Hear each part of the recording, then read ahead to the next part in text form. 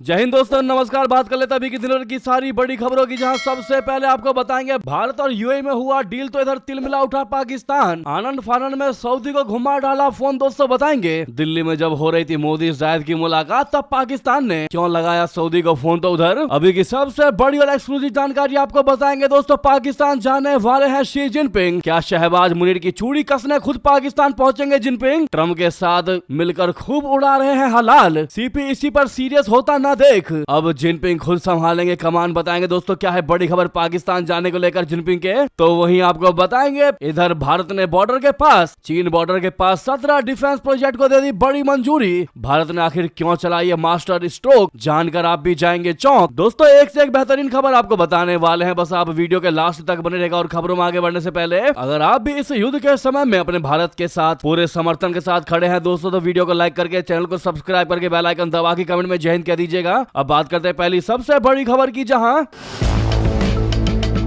भारत में मध्य पूर्व के सबसे अमीर देशों में शुमार यूएई के क्राउन प्रिंस दौरा करने आए, तो पाकिस्तान को मानो मिर्ची ही लग गई। महज 3.5 घंटे की यात्रा में भारत यूएई के रिश्तों ने दोस्तों वो ऊंचाई छुई जिसके बारे में शहबाज शरीफ ने सोचा भी नहीं होगा। यूएई के राष्ट्रपति शेख मोहम्मद बिन जायद अल नहयान की भारत यात्रा भले ही छोटी थी, लेकिन इसका नतीजा पाकिस्तान की कल्पना से कहीं बड़ा है। पाकिस्तान 20 अरब डॉलर के सपने देख रहा है, वहीं भारत और यूएई ने 200 अरब डॉलर यानी करीब 16 लाख करोड़ रुपए का टारगेट बनाकर दुनिया को चौंका दिया है। दोस्तों पीएम आवास तक की यात्रा और महज 1.5 घंटे की बैठक में जो फैसले लिए गए वो पाकिस्तान को सदमे में डालने वाले हैं। तभी तो पाकिस्तान के विदेश मंत्री इशाक डार जरा भी इंतजार नहीं कर पाए और सऊदी के विदेश मंत्री को फोन लगाकर तभी बात करने लगे जब यूएई के क्राउन प्रिंस भारत में थे। जी हाँ, यूएई भारत की डील के तुरंत बाद पाकिस्तान के रक्षा मंत्री ख्वाजा आसिफ ने संकेत दिया है कि पाकिस्तान सऊदी अरब के बीच मौजूदा रणनीतिक रक्षा संबंधों का दायरा बढ़ाया जा सकता है। उन्होंने कहा कि अब समय आ गया है कि मुस्लिम बहुल देश मिलकर एक व्यापक सामूहिक सुरक्षा और रक्षा ढांचा तैयार करे ताकि उभरते खतरों का मिलकर मुकाबला किया जा सके। ख्वाजा आसिफ जायोनिस्ट खतरे की बात कर रहे हैं और कह रहे हैं कि अगर इस्लामी दुनिया बटी रही तो वो रणनीतिक रूप से कमजोर होती चली जाएगी। उन्होंने चेतावनी दी है कि राजनीतिक और सैन्य स्तर पर कमजोर पड़ने से बचने के लिए मुस्लिम देशों को साझा रक्षा और रणनीतिक सहयोग की दिशा में आगे बढ़ना होगा।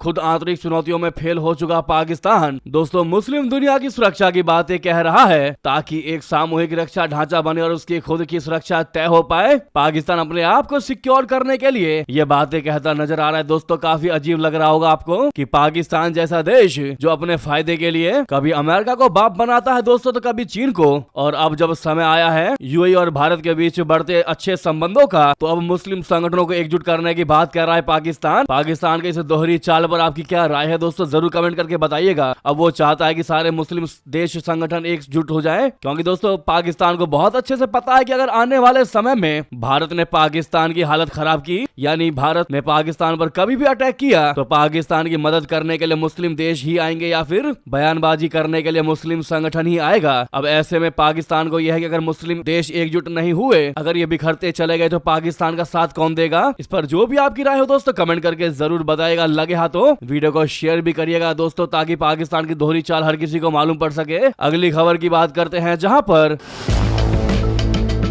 पाकिस्तान के प्रधानमंत्री शहबाज शरीफ ने खुद घोषणा की है कि चीनी राष्ट्रपति शी जिनपिंग जल्द ही पाकिस्तान का दौरा करेंगे। ये दौरा ऐसे समय में होने जा रहा है जब पाकिस्तान एक तरफ अमेरिका से रिश्ते मजबूत करने की कोशिश कर रहा है, वहीं दूसरी तरफ चीन के साथ सहयोग को और गहरा करने पर जोर दे रहा है। कुछ दिन पहले ही चीन ने पाकिस्तान की क्लास लेते हुए कहा था कि वो चीन पाकिस्तान आर्थिक गलियारे का काम टाइम पर कर दे, वरना चीन को उसे पैसे देने के बारे में सोचना होगा। इस्लामाबाद में सोमवार को आयोजित पाक चीन इन्वेस्टमेंट कॉन्फ्रेंस को संबोधित करते हुए पाकिस्तान के प्रधानमंत्री शहबाज शरीफ ने कहा कि शी जिनपिंग की यात्रा का मुख्य फोकस चीन पाकिस्तान आर्थिक गलियारा यानी सीपीईसी 2.0 होगा। उन्होंने इसे दोनों देशों के रिश्तों में नया अध्याय बताया है। उनके मुताबिक सीपीईसी 2.0 के तहत कृषि, सूचना प्रौद्योगिकी, आर्टिफिशियल इंटेलिजेंस, खनन, खनिज और युवाओं के विकास जैसे सेक्टर्स पर फोकस किया जाएगा दोस्तों। हालांकि चीन पाकिस्तान रिश्तों में कुछ समस्याएं आई हैं। बीजिंग में हाल ही में हुई चीन पाकिस्तान रणनीतिक वार्ता के दौरान पाकिस्तान में चीनी नागरिकों पर हमलों का मुद्दा उठाया। उसने साल 2014 से अब तक सीपीईसी और अन्य परियोजनाओं पर काम कर रहे करीब 90 चीनी नागरिकों की पाकिस्तान में हत्या हो चुकी है। इतना ही नहीं दोस्तों, चीन ने पाकिस्तान को परियोजना के धीमे काम को लेकर भी हड़काया था और कहा था कि वो समय पर डिलीवरी करे, वरना चीन को अपने निवेश के बारे में सोचना पड़ेगा।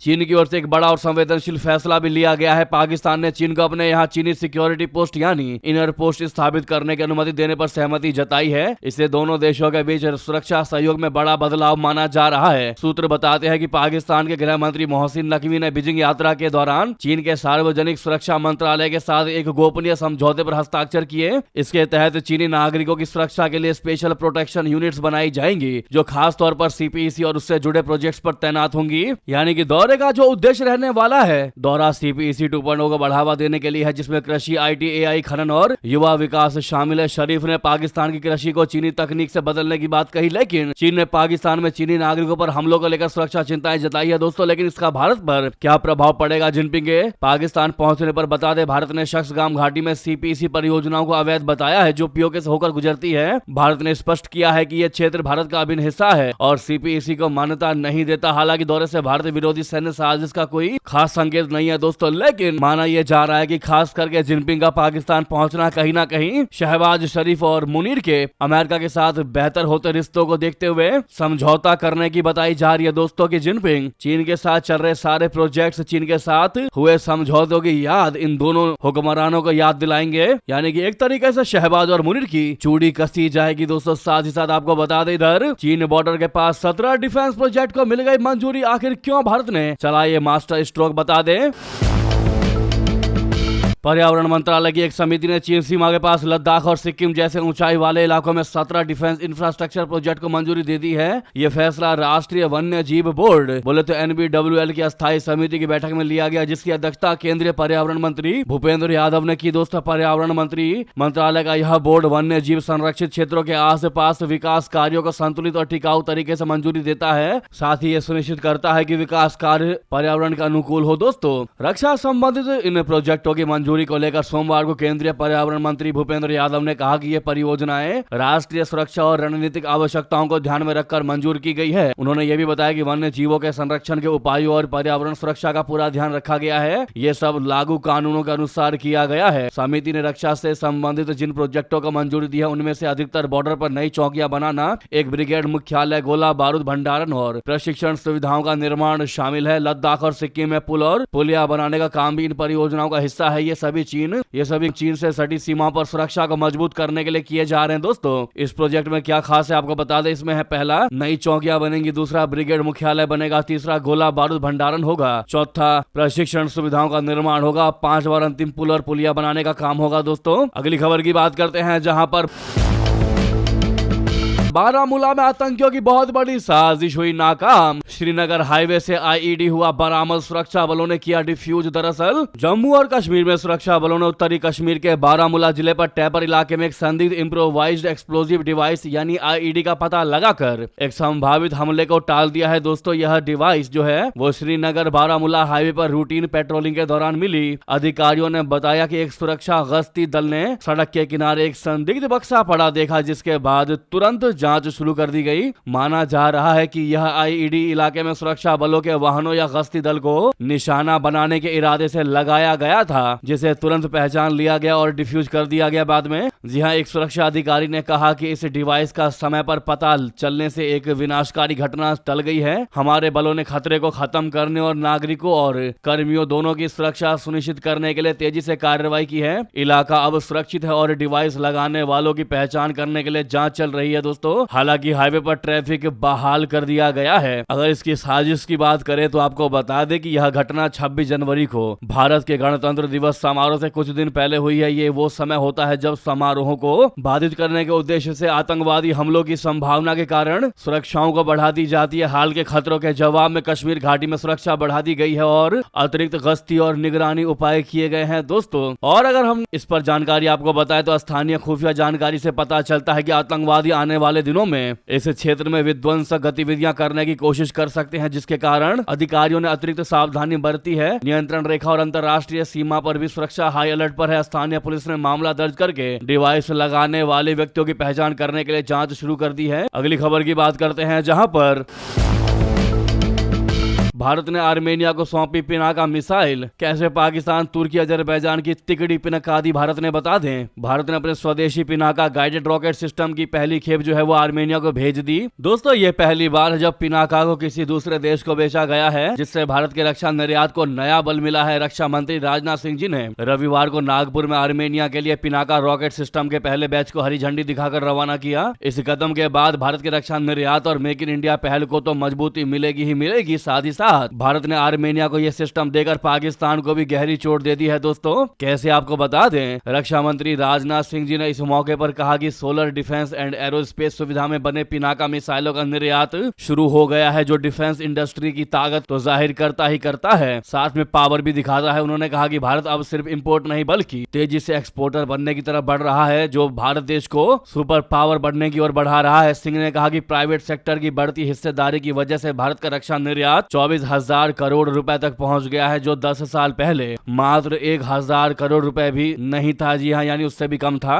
जिनको नहीं पता पिनाका रॉकेट सिस्टम के बारे में, उनको बता दें, पिनाका भारत की स्वदेशी multi barrel rocket launcher system है, जिसे डीआरडीओ ने विकसित किया है। कम समय में सटीक और भारी फायर पावर इसकी सबसे बड़ी पहचान मानी जाती है। यह पूरे तरीके से स्वदेशी है। 40 से 75 किलोमीटर इसकी मारक क्षमता है। दोस्तों, ये एक गाइडेड रॉकेट सिस्टम है। इसके पास शूट और स्कूट करने की क्षमता होती है, यानी फायर के तुरंत बाद स्थान बदलने की सुविधा से सुरक्षा बढ़ती है। अब सवाल यह है कि पिनाका से पाकिस्तान, तुर्की को कैसे पहुंचेगी चोट, तो आपको बता दें, अजरबैजान आर्मेनिया के बीच नागोर्नो काराबाग क्षेत्र को लेकर आपको याद होगा दशकों से रिश्ते खराब हैं। दोनों देशों के बीच 2020 में जबरदस्त जंग भी देखने को मिली थी, जिसमें अजरबैजान ने तुर्की के सैन्य समर्थन से नागोर्नो काराबाग और आसपास के बड़े इलाके दोबारा हासिल कर लिए थे। साथ ही पाकिस्तान भी इस मुद्दे पर खुलकर अजरबैजान का समर्थन करता आया है और बदले में अजरबैजान भी कश्मीर मुद्दे पर पाकिस्तान का समर्थन करता है। ऑपरेशन सिंदूर के दौरान भी अजरबैजान ने खुलकर पाकिस्तान का समर्थन किया था। ऐसे में भारत ने आर्मेनिया को खतरनाक मिसाइल सिस्टम देकर तुर्की, पाकिस्तान और अजरबैजान दूरी में सेंध लगा दी। दोस्तों, ऐसे में all the best Indian army, comment में जरूर कहिएगा आप लोग। साथ ही साथ अगली खबर की बात करते हैं, जहां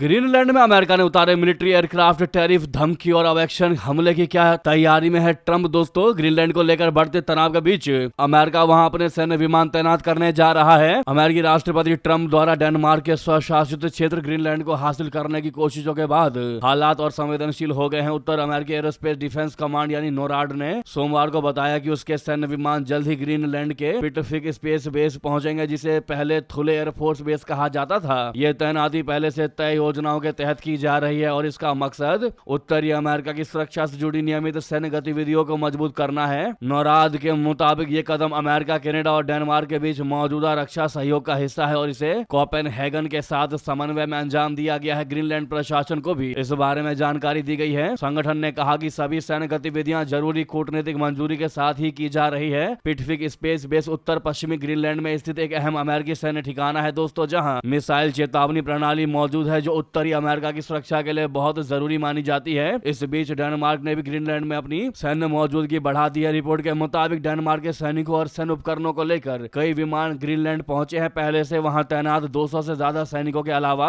नई टुकड़ियां राजधानी नुक और कांगेर लुजुआक में भेजी गई है। साथ ही साथ बता दें, गाजा के बोर्ड ऑफ पीस को फ्रांस ने ठुकराया तो भड़क गए ट्रंप। कहा, मैं 200% टैरिफ लगा दूंगा तेरे ऊपर। जी हाँ, मैक्रोन का प्राइवेट मैसेज पर कर दिया लीक। क्या लिखा था बता दें, अमेरिका और फ्रांस के बीच एक बार फिर राजनीतिक और कूटनीतिक तनाव खुलकर सामने आ गया है। अमेरिकी राष्ट्रपति ट्रंप ने फ्रांस को खुली चेतावनी देते हुए कह दिया कि वो फ्रांसीसी वाइपन और शैंपेन पर 200% तक टैरिफ लगा सकते हैं। ट्रंप की यह नाराजगी फ्रांस के उस फैसले के बाद सामने आई जिसमें उसने ट्रंप के प्रस्तावित बोर्ड ऑफ पीस में शामिल होने से इनकार कर दिया। बोर्ड ऑफ पीस को लेकर ट्रंप प्रशासन का दावा है कि इसका मकसद युद्ध प्रभावित इलाकों, खासतौर पर गाजा के पुनर्निर्माण और शांति प्रक्रिया की निगरानी करना है। हालांकि फ्रांस का कहना है कि इस बोर्ड का दायरा सिर्फ सिर्फ गाजा तक सीमित नहीं है और यह उसकी विदेश नीति के सिद्धांतों से मेल नहीं खाता। ट्रम्प ने मीडिया से बात करते हुए कहा कि मैं उसकी वाइन और शैंपेन पर 200% टैरिफ लगा दूंगा, तब वो खुद जुड़ जाएगा, वैसे उसे मजबूरी नहीं है। ये बयान सीधे तौर पर फ्रांसीसी राष्ट्रपति इमैनुअल मैक्रोन को लेकर दिया गया, जिसने पूरे मामले को और गर्मा दिया। दोस्तों, इसी बीच ये थी कि सारी बड़ी खबरें। आपको खबर कैसी लगी जरूर कमेंट करके बताइएगा। लगे हाथ तो इस वीडियो को लाइक करके, इस चैनल को सब्सक्राइब करके, बेल आइकन दबा के कमेंट में जय हिंद कह दीजिएगा। तो मिलते हैं आप अगली बड़ी खबर में। यहाँ तक बने रहने के लिए आप सभी का बहुत बहुत धन्यवाद, बहुत बहुत आभार। जय हिंद, जय भारत।